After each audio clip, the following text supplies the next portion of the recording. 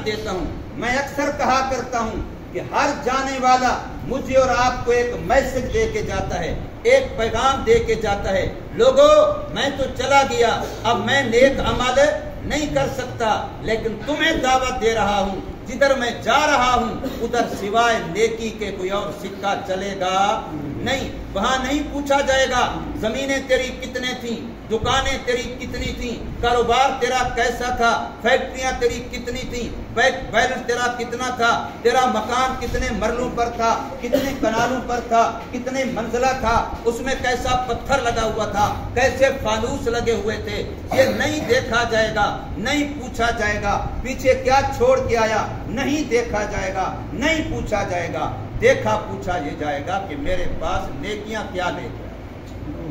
یہ میسج ہر جانے والا دے رہا ہے. شیخ سعدی رحمہ اللہ تعالی نے فرمایا کہ جس وقت میں فوت ہو جاؤں تو میری قبر پہ لکھ دینا, جب میں فوت ہو جاؤں میری قبر پہ لکھ دینا, شما حضر بکنید ما نکردم شما حضر بکنید, میں تو نہیں کر سکا, لوگوں تم گناہ سے بچنے والی زندگی گزار.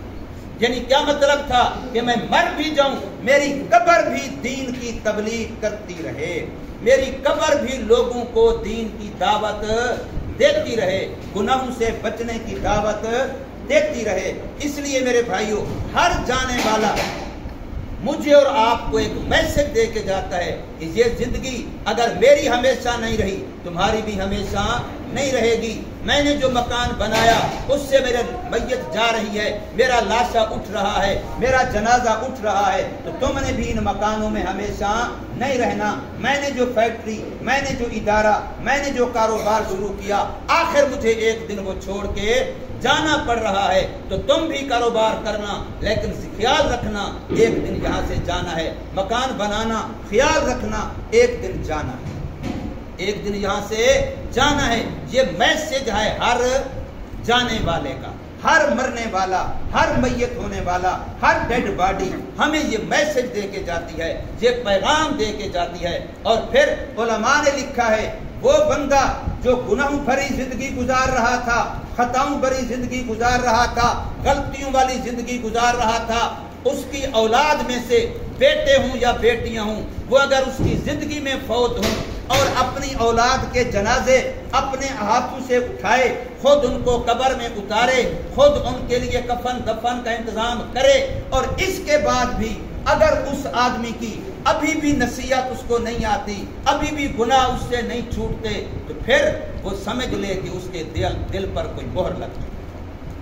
اور دوسرا بتلایا کہ جو آدمی اولاد میں سے, بیٹا بیٹی میں سے اپنے ماں باپ اس کی زندگی میں فوت ہوں, اور وہ اپنے ماں باپ کی میت اپنے کاندھوں پہ اٹھائے, اپنے ماں باپ کو نہلائے, اپنے ماں باپ کو کفنائے, اپنے ماں باپ کو دفنائے, اپنے ماں باپ کے جنازے پڑھے,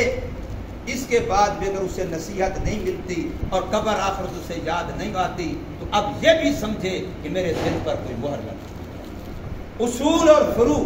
اپنی اولاد کو اپنے ہاتھوں سے,